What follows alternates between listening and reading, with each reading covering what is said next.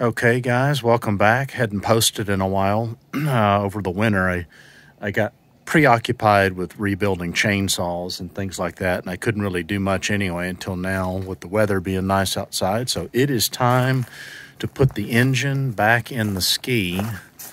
I had one little thing I needed to take care of with the VTS. When I put the VTS in there, it didn't work exactly like I wanted it to, which means it didn't work at all. The switch wasn't working, but it wasn't the switch. I just had one little wire missing. I had a missing ground, but I got that sorted out, so I'll put that back together. Got most of the hoses all running here. The tank, the oil is in, all the steering, everything is pretty much done. It's just waiting to receive the engine.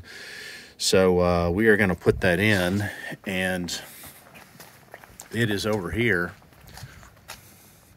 So there's the engine, got straps on it ready to hoist up, and there's the engine hoist I'm going to use. If you're a big, strong, burly guy, you can lift it up and put it in there yourself. You can with two people, I know, but I'm over 55, and the last time I pulled that particular engine out of this ski, I pulled my back, and I told myself I'm not going to do that again. So I'm just going to use this hoist and keep it simple. So let's get to it.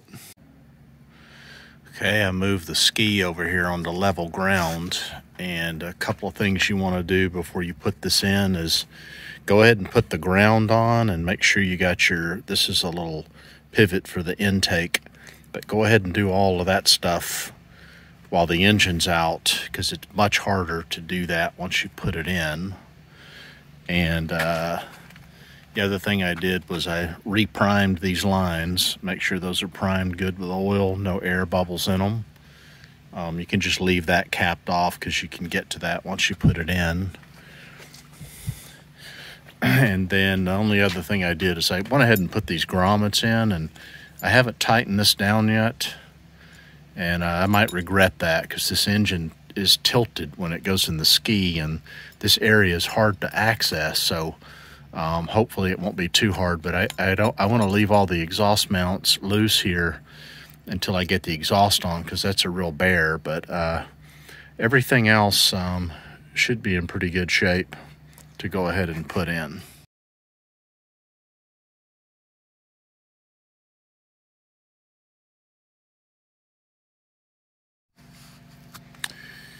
All right, so we got it in here. Pretty easy to get in, actually, guided in, and I went ahead and tightened these mounts down, but I'm going to tell you something's wrong, because I can rock this thing, and they're a little bit loose, so I think I'm missing some washers or maybe even some shims on it, but I'll figure that out. Easy to get to the oil and connect that stuff up and all of that, and also plenty of room back here to get to all of that stuff and connect it back up, so that's no problem.